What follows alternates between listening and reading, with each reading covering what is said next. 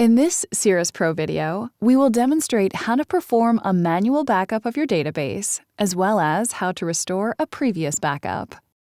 To perform a backup or restore of your database, you must be at your main CirrusPRO PC.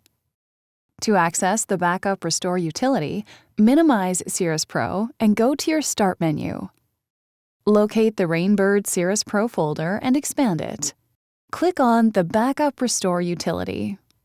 It is recommended that you keep the default file location. However, you can certainly customize your backup name by inserting a comment.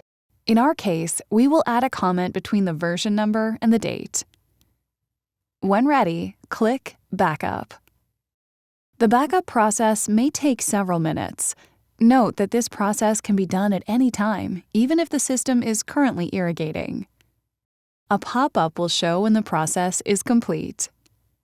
Click OK to complete the process. To restore an existing backup, select the Restore menu on the top left of the utility. Select the backup you want to restore from the list and click on Restore. Note that it is best to perform this operation when the system is not in operation, as a reboot is required when completed. Click on Restore. This process may take several minutes. When completed, a pop-up will indicate that you must now reboot the PC.